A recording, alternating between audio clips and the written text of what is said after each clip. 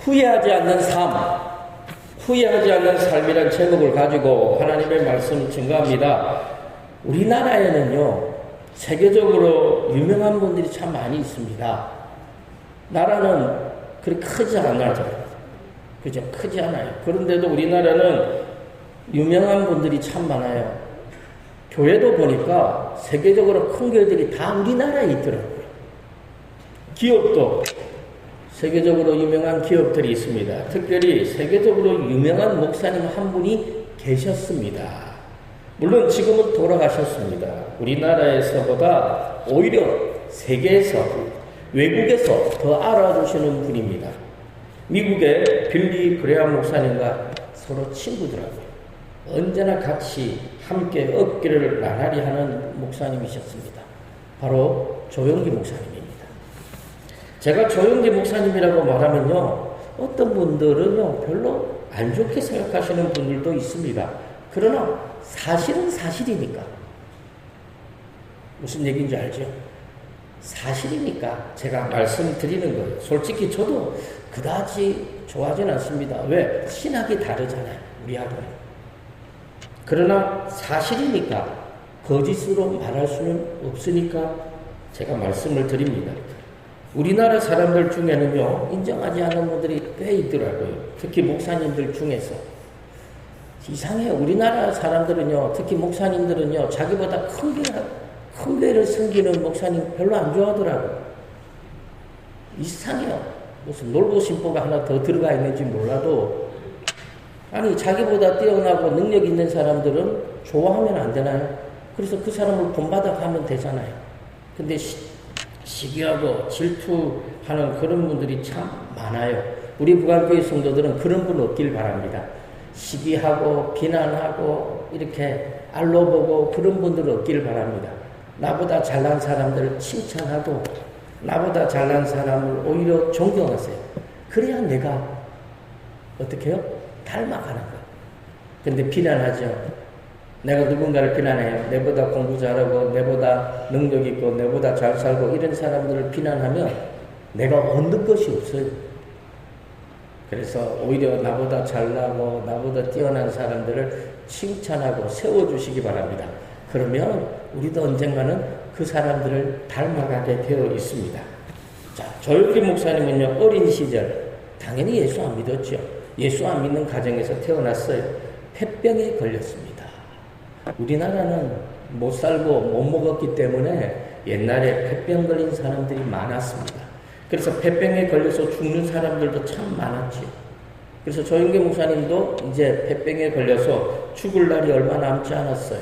그런데 같은 동네에 살고 있던 영자 누나란 사람이 조영기 목사님에게 와가지고, 그 당시는 어린 조영기 목사님이겠죠. 죽기 전에 성경이라도 한번 읽어보라고 쪽복음이라고 있어요.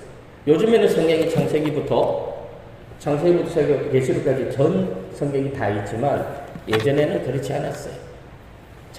마태, 마가, 누가 신약 성경만 되어 있는 성경, 뭐 이런 요만한 성경이 있어요. 그 성경을 주면서 한번 읽어보라고. 이렇게 사나 저렇게 사나 니 죽잖아. 죽기 전에 한번 읽어보라고. 그래서 조영기 목사님이 그 쪽복음 작은 성경을 읽다가 예수를 믿게 됐어요. 마음에 감동이 왔어요. 성령의 본능이 임했죠. 그래서 폐병에서 고침을 받았습니다. 제가 이런 말을 하니까, 아이고 목사님 전설의 고향 같은 엉터리 같은 이야기 하지 마십시오, 이런 분들이 있는데, 저는요 어릴 적에 폐병 걸린 사람이 기도해가지고 낫는 것을 저는 봤어요. 저는 어렸을 적에 새벽기도 나갔거든요. 어릴 적에. 왜 나갔는지 아직도 이해가 안 돼요. 새벽기도 나가면 어르신들이, 그 당시는요 새벽기도 다 울면서 기도했어요. 울면서 엉엉 울면서 기도했어요. 폐병 걸린 사람들도 와서 울면서 기도해요. 신기하죠. 나가라 소리 안 해요. 그 당시 성도들은 울며 기도하다가 입에서 피를 토해요. 그래도 불결하다고 자기 옮을까봐 나가라 소리 안 한다니까요. 피를 토하고 그러다가 폐병에서 고침을 받는 그런 분들 저는 봤다니까요. 그래서 조영기 목사님이 성령의 충만함을 통해서 은혜로 폐병의 고침을 받았다. 이 사실을 저는 믿어요. 왜 봤습니다. 그리고 조영기 목사님은 이제 폐병의 고침을 받고 이제 한평생 복음 전하는 삶을 살았어요. 우리나라뿐만 아니라 빌리 그레엄 목사님처럼 전 세계를 다니며 수백만 명의 사람들에게 복음을 전했습니다. 결론적으로 제가 무슨 말씀을 드리려고 하느냐면 조영기 목사님은 이 땅에서 후회 없는 삶을 살았다. 사랑하는 성도 여러분, 미국의 80대 어르신들이 가장 후회하는 세 가지가 있대요. 우리나라 사람들은 잘 모르겠는데 미국 사람들. 첫째는 다 같이 한번 보여주세요. 첫째, 시작. 살면서 도전하지 않았던 삶을 후회했다고 합니다. 도전. 내 저 해야지. 그런데 안 한 거 있죠. 나이 들고 보니까 왜 내 그때 안 했을까? 왜 나는 도전하지 않았을까? 왜 그 기회를 붙잡지 않았을까? 후회를 한대요. 두 번째, 우리 다 같이 읽습니다. 시작. 살면서 사랑하지 않았던 것, 진심으로 사랑하지 않았던 것. 나는 내 아내를 왜 그렇게 진심으로 사랑하지 않았던가? 나는 내 남편을 왜 그렇게 사랑하지 않았던가? 지금이라도 늦지 않았다는 거죠. 사랑이라는 거예요. 살아있을 때, 생명이 붙어 있을 때, 사랑하며 살아야 한다는 거죠. 그래서 자기는 젊었을 때, 내가 왜 그렇게 내 아내, 내 자녀들을 그렇게 사랑하지 않았던가? 후회한다고 합니다. 자, 마지막 세 번째, 다 같이 읽습니다. 시작. 감사하지 못했던 것을 후회했다. 감사. 나는 왜 이렇게 감사하지 못했던가? 감사하며 살았다면 내 인생이 달라졌을 텐데 하면서 후회했다고 말해요. 도전하지 못했던 거, 사랑하지 못했던 거, 감사하지 못했던 거. 우리나라 정서하고는 조금 다른 것 같죠. 그래서 사도 바울은 뭐라고 말하느냐? 빌립보서 3장 14절에 보니까 표대를 향하여 그리스도 예수 안에서 하나님이 위에서 부르신 부르심의 상을 위하여 달려가노라. 무슨 말일까요? 사도 바울은 사명으로 살면 결코 후회하지 않는 삶을 살아갈 수 있다는 거예요. 사랑하는 성도 여러분, 우리나라에서 코로나로 제일 피해를 많이 본 곳이 어딘 줄 압니까? 바로 교회입니다. 많이 회복되었다고요? 아니요. 서울에 가장 크게 부흥하는 교회도 90% 정도밖에 회복 안 됐대요. 수만 명이 모여요. 그래도 90%래요. 우리 부산에도 제가 알고 있기로는 코로나 이전 100% 회복된 교회 없을걸요. 코로나 때문에 가장 피해를 많이 본 것은 교회입니다. 아직도 많은 교회들이 코로나 이전으로 돌아가지 못하고 있어요. 더 심각한 거, 문을 닫은 교회가 엄청나게 많아요. 코로나 3년의 기간이 지나면서 문을 닫은 교회가 굉장히 많아요. 그러므로 교회는요, 다시 일어서야 돼요. 코로나 이전으로 돌아가야 할 뿐만 아니라 더 큰 부흥을 이루어야 해요. 그러기 위해서 교회는 어떻게 다시 일어서야 돼요. 다시 도전해야 된다니까요. 사랑하는 성도 여러분, 명량이라는 영화를 보셨습니까? 명량. 한번 포스터. 잘 알죠? 딱 보니까 알겠죠? 이순신 장군에 대한 이야기. 임진왜란 당시 이순신 장군에 대한 이야기죠. 명량해전에 대한 이야기입니다. 기회가 된다면 굳이 영화관에 갈 필요 없어요. 이미 영화관에서는 안 합니다. TV에서 가끔 해주는 것 같아요. 한번 기회가 되면 TV 한번 나오면 다른데 드라마 틀지 말고 저거 한번 보세요. 임진왜란이 없었다면 우리는 이순신 장군에 대한 이름을 아마 지금도 듣지 못할걸요. 이순신 장군, 그 사람이 누군데? 나는 새가 영웅을 만들어낸 거죠. 이순신 장군에게 모든 전쟁은요, 불리했어요. 이순신 장군은 자기가 유리한 가운데 전쟁을 한 적이 없어요. 최소한 1대1 비슷한 가운데 전쟁을 해본 적도 없어요. 언제나 불리한 상황, 언제나 이기기 힘든 전쟁을 했어요. 그래서 언제나 뭐합니까? 홀로 있을 때 고민합니다. 염려합니다. 어떻게 하면 전쟁을 이길 수 있을까? 어떻게 하면 이 전쟁에서 우리 아군이 죽지 않고 승리할 수 있을까? 매일 고민하죠. 그런데 이런 이순신 장군을 옆에서 어떻게 하죠? 자꾸 중상모략을 하는 거예요. 중상모략하죠. 우리나라는 1등을 싫어하더라고요. 1등을 끄집어 내려서 감옥에 집어넣어요. 이 시대도 마찬가지였어요. 이 당시 이순신 장군은 1등이었거든요. 그래서 끄집어 내려서 감옥에 집어넣어버렸어요. 그래서 원균이라는 사람이 이순신 장군이 다 만들어 놓은 그 힘들고 어려운 가운데 만들어 놓은 모든 것을 가지고 전쟁을 나갑니다. 그 전쟁이 7천량 해전이에요. 7천량 해전하니까 눈이 팍 들어오죠. 이번 우리 정교인 여름 출연에 갔던 바로 그곳이죠. 7천량 해전에서 이순신 장군이 힘들게 양성해 놓았던 판옥선 122척, 거북선 3척, 그리고 수군 1만 명을 아예 몰살시켜버립니다. 누가요? 원균 장군이. 조선의 수군이 완전히 괴멸되어 버렸어요. 심지어 이순신 장군은 어떻게 됐다고요? 이 당시 왕은 선조였죠. 선조 임금에 의해서 일반 병사로 강등되어가지고 감옥 안에 들어가 있었습니다. 왜 이순신 장군은 감옥에 갔을까요? 제가 볼 때는 선조 임금의 열등감 때문이에요. 선조 임금의 그릇이 얼마나 작은지 알 수가 있습니다. 조선이라는 나라가 선조 임금 한 사람의 나라일까요? 아니잖아요. 나라가 있어야 왕이 있는 거예요. 백성이 있어야 왕이 있는 겁니다. 선조 임금은요, 이순신 장군이 전쟁에 나갈 때마다 매일 이기는 거예요. 전승, 연승이죠. 그러니까 백성들에게 인기가 날로 올라갑니다. 그러니까 어떻게 가짜 뉴스들이 막 들려오죠.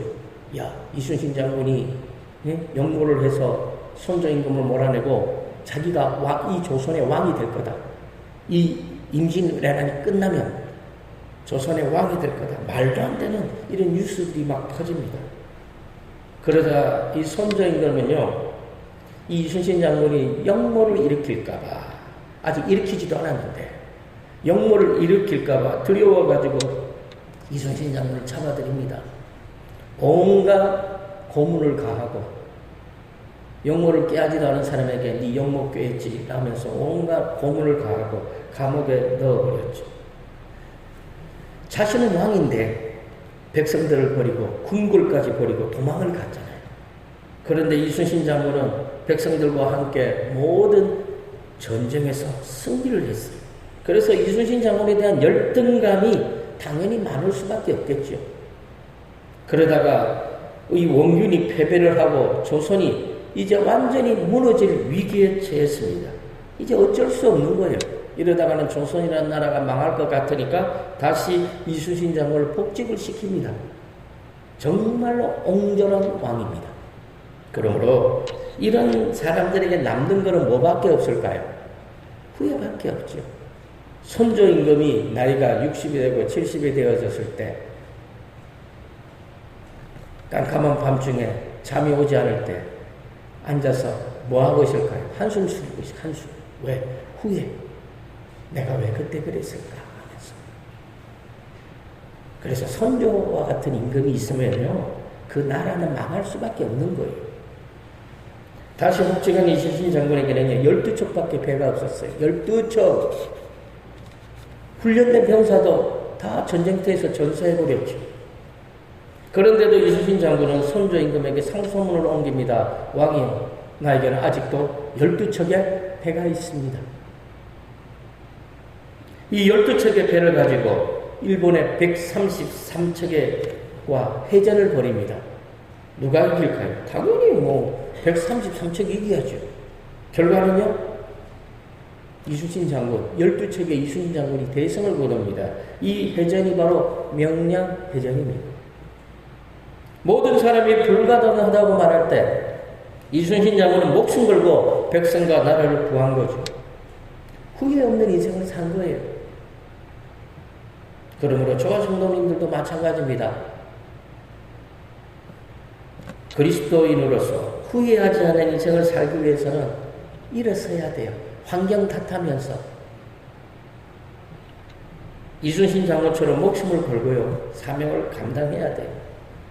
죽어가는 영혼들을 주님 앞으로 인도해야 된다는 겁니다. 이순신 장군이 목숨 걸고 싸웠기 때문에 임진왜란 때 조선이 망하지 않은 것처럼 저와 성도님들이 이순신 장군처럼 목숨을 걸고 그 죽어가는 영혼들에게 복음을 전해야 돼요. 그래야 우리 북한교회가 살아요. 그래야 개인적으로도 우리 인생에 후회하지 않는 삶을 사는 거예요. 사랑하는 성도 여러분, 여러분들 나이가 90이 되고 100세가 되고 하나님 나라에 갈 때가 되어졌을 때 우리 북한교회가 5,000명이 모이는 교회가 되어졌다고 한번 생각해 봅시다. 그때 여러분들은 우리 북한교회를 바라보면서 울걸요? 왜? 내 인생은 후회가 많지만 그래도 내가 이 북한교회를 섬기면서 5,000명 모이는 교회를 이루었다. 같이 있었다는 거죠. 부흥의 현장에. 그럴 때 우리 마음에 후회가 없는 거예요. 이순신 장군이요, 그 모든 환경을 탓하고 이래서 안 돼, 저래서 안 돼, 이래서 불가능해, 안 돼. 야, 그럼 어떻게 할까? 이민이나 가자. 그래서 아마 조선이란 나라는 없어졌을 거예요. 힘들고 어려운 역경 가운데서도 어떻게 해요? 할 수 있는 최선을 다하고 모든 환경을 자기에게 유리한 조건으로 만들어서 전쟁에 임했잖아요. 목숨 걸고 임했어요. 대승을 거두잖아요. 우리도 마찬가지예요. 지금 우리는 영적인 임진왜란을 겪고 있다고요. 지금 우리는 지금 전쟁터에 있는 거예요. 이러다가는 우리가 사탄 마귀와의 전쟁에서 우리는 패배할 수밖에 없어요. 이순신 장군 같은 마음을 가지고 일어서야 돼요. 목숨 걸고 복음을 전해야 됩니다. 그래야 우리 북한교회가 살아요. 그리고 우리는 감사해야 돼요. 우리처럼 부족하고 연약한 자, 우리처럼 능력 없는 자, 우리처럼 무기력한 자, 이런 사람들을 하나님께서 불러주셨다는 것, 예수 믿게 하셨다는 것, 이런 사람들에게 사명을 맡겨주셨다는 이 사실에 대해서 감사해야 한다는 겁니다. 우리가 잘나서가 아니죠. 무조건적인 하나님의 은혜라는 겁니다. 그러므로 우리는 하나님의 은혜에 감사하는 마음이 있다면 사명 감당해야 돼요. 우리가 예수 믿고 구원받았고 하나님의 자녀가 되었다는 사실에 감사함이 있다면 우리는 죽어가는 영혼들에게 복음을 전해야 돼요. 멀리 갈 필요 없다니까요. 내 가족들, 내 아들, 내 아내, 내 남편, 내 가족들에게만 먼저 하세요. 내 가족들, 그리고 친척들, 내 친구들. 그러면서 점점 넓혀가는 거예요. 사랑하는 성도 여러분, 다른 제자들이 사명을 감당하다가 순교할 때 사도 요한은요, 순교하지 않았어요. 끝까지 살아남았습니다. 사도 요한이 행복했을까요? 야, 다행이다. 야, 베드로가 순교했다더라. 야. 도마가 순교했다더라. 야, 나는 아직도 살아있네. 아이고, 감사합니다, 하나님. 사도 요한이 그랬을 것 같아요. 들려오는 모든 소식들은 자기와 같이 예수님과 동역했던 제자들의 순교 소식이 들려와요. 그런데 사도 요한은 끝까지 살아남는 거예요. 사도 요한의 간절한 소원이 뭔지 압니까? 나도 베드로처럼 순교해야 되는데, 나도 야고보처럼, 도마처럼 나도 순교해야 되는데 순교하지 못해서 사도 요한은 안절부절하는 거예요. 사도 요한도 순교하고 싶었다니까요. 그런데 하나님이 이 사도 요한에게 순교를 허락하지 않아요. 로마의 도미티아노 황제가, 이 또라이 같은 황제가 한 명 나타나요. 네로 황제보다 더한 황제가 도미티아노 황제예요. 이 사람은 왕이 되고 난 다음에 뭐랍니까? 내가 신이다. 앞으로 모든 로마 사람들뿐만 아니라 로마가 다스리고 있는 모든 나라, 모든 백성들은 나를 신으로 숭배해야 된다 하고 칙령, 법령을 만들어서 공포해버립니다. 로마 황제 숭배. 그 결과 어떤 일이 생깁니까? 예수 믿는 사람들은 거부하죠. 어떻게 로마 황제가 신이냐? 나는 그럴 수 없다. 그러므로 말미암아 로마 황제에 의해서 많은 예수 믿는 사람들이 죽음을 당합니다. 이때 많은 제자들도 순교를 했습니다.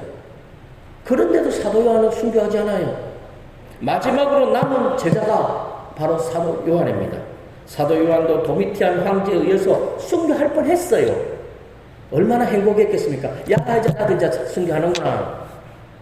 그런데 하나님이 허락하지 않으니까 순교 대신에 귀양을 보냅니다. 도미티안 황제는 이 사도 요한을 반모섬으로 귀양을 보내요. 그래서 사도 요한은 반모섬에서 자신에게 맡겨진 마지막 사명을 감당합니다. 그 사명이 뭡니까? 바로 우리가 읽었던 요한계시록. 이 요한계시록을 성령의 감동으로 기록을 합니다. 하나님은 사도 요한으로 하여금 요한계시록을 기록하게 하시려고 다른 제자들이 다 순교할 때도 사도 요한에게는 순교를 허락하지 않은 거예요. 그러므로 요한계시록을 기록한 사도 요한은 모든 사명이 끝났는데 그 마음에 뭐가 찾아왔을까요? 기쁨, 행복. 하나님이 나를 순교하지 않게 한 것은 이것 때문이었구나. 그래서 사도 요한은요, 후회 없는 인생을 살았다라는 거예요. 이처럼 하나님의 사람들이 후회 없는 삶을 살기 위해서는요, 반드시 나에게 맡겨진 사명을 감당해야 돼요. 우리 북한교회 모든 성도들에겐 사명이 있어요. 목사님, 나 뭐 그런 거 없는데요? 왜 없어요? 오병이어의 말씀이죠. 저와 성도님들은 사명이 있다니까요. 하나님이 주셨잖아요. 오병이어의 삶을 살아가라고 하나님이 우리에게 사명을 주셨어요. 오병이어의 삶을 살지 않으면 여러분들은 천국 가면 환영받지 못해요. 하나님이 맡겨준 사명을 감당해야 되는 겁니다. 그래야 우리 인생에 후회 없는 인생을 사는 거예요. 언제쯤 합니까? 죽을 때 알아요. 숨이 넘어가기 일보 직전에 자기 스스로 알아요. 그래, 나는 그래도 후회 없는 인생을 살았구나 하면서 환하게 미소 지으면서 천국 갑니다. 그러나 그렇지 않은 사람들은요, 제가 말로 표현하기 못할 정도 흉측한 모습으로 천국 갑니다. 저는 그런 장면들을 많이 봤어요. 제가 어떤 분이 죽음을 보면서 제가 어떤 생각을 했는지 아세요? 와, 야, 사람이 이렇게 죽는 거면, 야, 나도 한번 죽고 싶다. 이런 생각까지 들더라고요. 그 정도로 죽음이 거룩하고 아름답더라니까요. 후회 없는 인생을 산 사람들은요, 죽음이 이뻐요. 빛이에요. 환해요. 오늘 본문 말씀은요, 에베소 교회에 대한 이야기예요. 에베소 교회. 에베소 교회는요, 칭찬 듣는 교회였어요. 그런데 시간이 지나면서 처음 사랑을 잃어버렸어요. 에베소는 이 당시 소아시아 지역에서 수도의 역할을 하는 중심 도시였어요. 이교도 문화의 중심이었고 우상 숭배의 도시였어요. 수많은 우상들이 넘쳐났어요. 특히 에베소에는요, 영지주의 이단이 극성을 부리고 있었어요. 그래서 에베소 교회 성도들은 이 신앙을 지키기 위해서 다른 지역 교회들보다 몇 배의 노력을 해야 했어요. 그래서 우상 숭배와 영지주의와 같은 이단들과 매일 싸워야 했어요. 그래서 우리 교회 성도들이 이단에 빠져들지 않도록 교리를 만들고 그 교리대로 에베소 교회 성도들이 이단들을 배척해 갔어요. 그런데 문제가 생겼어요. 외부에 대한 이단에 대한 대처는 잘했는데 교회 안에서 성도들에게 복음에 대한 열정이 사라져 버렸어요. 성도들에게 처음 사랑이 없어져 버렸어요. 교회 안에서 처음 사랑이 뭔지 압니까? 전도요, 전도. 그 교회 안에 전도의 바람이 불고 있다면 그 교회는 처음 사랑이 아직도 살아있는 거고, 그 교회 안에 전도의 바람이 불지 않는다면 처음 사랑을 잃어버린 교회예요. 여러분들이 1년 동안 전도 한 사람도 안 했다라면 여러분들은 처음 사랑을 다 잃어버린 거예요. 하다못해 누군가에게, 내 아는 사람들에게 전도하지 않았다면 그분들은 전부 다 처음 사랑을 잃어버렸어요. 그러므로 우리는 처음 사랑을 회복해야 돼요. 그렇지 않으면 후회할 수밖에 없어요. 이단을 막는 거 좋은 일이죠. 그러나 그보다 더 중요한 게 뭡니까? 처음 사랑을 회복하는 거예요. 복음 증거하는 거예요. 이단 때문에 성도들이 어려움 당하고 이단 때문에 교회가 무너지더라도 교회는 어떻게 해야 돼요? 복음을 전해야 된다는 거예요. 처음 사랑은 잃어버리면 안 되는 거예요. 그런데 에베소 교회가 처음 사랑을 잃어버렸어요. 그래서 예수님이 뭐라고 말합니까? 촛대를 옮겨버리겠다 이렇게 말해요. 촛대가 뭐죠? 에베소 교회를 말하는 거죠. 예수님이 에베소 교회를 향해서 너희 교회를 없애버리겠다는 거예요. 우리 부강교회도 처음 사랑을 잃어버린 상태로 이렇게 가면 우리 부강교회 5년도 못 가요. 없어져 버려요. 아이고, 목사님 설마요. 통계가 그래요. 통계가 한국 교회에 1년에 교회가 몇 개 없어지는 줄 알아요? 코로나 전에는 3, 4천 개였어요. 지금은 제가 통계를 안 봐요. 왜? 무서워서. 물론 개척교회들 이런 교회들이 없어지겠죠. 설마 큰 교회가 없어지겠습니까? 물론 맞을 거예요. 그러나 큰 교회도 시간 문제지, 시간이 지나면 없어지는 거예요. 아무리 수만 명 모이는 교회더라도 그 교회에 처음 사랑이 없다면 그 교회도 무너져요. 그래서 예수님이 말씀하셨어요. 처음 사랑을 잃어버린 에베소 교회를 향해서 촛대를 옮겨버리겠다. 자, 요한계시록 2장 5절입니다. 다 같이 읽습니다. 그러므로 어디서 떨어졌는지를 생각하고 회개하여 처음 행위를 가지라. 만일 그리하지 아니하고 회개하지 아니하면 내가 내게 가서 내 촛대를 그 자리에서 옮기리라. 회개가 뭔 줄 압니까? 잘못했습니다. 이게 회개가 아니에요. 회개라는 것은 돌아가는 거예요. 내가 부산으로 가고 있어요. 회개는 뭐죠? 유턴을 해가지고 서울로 가는 게 회개예요. 몸은 계속 부산으로 가면서 입으로는 네, 잘못했습니다. 잘못했습니다. 이거는 회개가 아니에요. 처음 사랑을 회복하는 것을 회개하는 건데, 회개하는 것이 뭐라고요? 전도하는 거다. 사랑하는 성도 여러분, 신앙의 본질은요, 우리 예수님이 말씀해 주셨잖아요. 하나님을 사랑하고 이웃을 내 몸과 같이 사랑하는 것이 신앙의 본질이에요. 그런데 교회가 사랑을 잃어버리면 전도하지 않는다는 거예요. 그래서 예수님은 에베소 교회를 옮겨버리겠대요. 그러므로 남는 것은 뭐밖에 없을까요? 후회밖에 없겠죠. 빨리 회개해야 돼요. 처음 사랑을 빨리 회복해야 돼요. 영혼을 구원하는 전도를 해야 합니다. 목사님 힘든데요. 아무리 전도해도 안 오는데요. 전도는요, 데려오는 것이 전도가 아니라니까요. 알리는 것까지가 전도예요. 오고 안 오고는 하나님이 하는 거예요. 그런데 내가 아무리 전도해도 그 사람이 우리 교회에 안 오기 때문에 목사님 저 안 합니다. 자기는 하나님도 아니면서 자기가 결정을 다 지어버려요. 전도라는 것은 내가 전하기만 하는 것이 전도예요. 그 사람이 오든지 안 오든지 그건 우리가 신경 쓸 일이 아니에요. 우리 부강교회 모든 성도들이 가서 전하기만 하세요. 그러면 그 사람들이 알아요. 야, 저 사람 부강교회 다니더라. 지난번에 나한테 전도하더라. 니 갔냐? 나 안 갔지. 그럼 니는 갈 거가? 그렇죠. 잘 모르겠는데. 그런데 그렇게 말했던 사람이 또 와서 또 전도하네. 한 번, 두 번, 세 번, 네 번. 그러다 보면요, 그들이 감동해요. 야, 도대체 부강교회는 도대체 뭐가 있길래 저 사람은 저렇게 열심히 전도하나? 우리 한번 가보자. 이렇게 되는 거예요. 그런 영혼들에게 성령이 역사하는 겁니다. 물론 에베소 교회가 영지주의와 같은 이단을 배격한 일, 잘한 일이에요. 그렇다고 이 일 때문에 처음 사랑을 잃어버리면 안 된다는 거예요.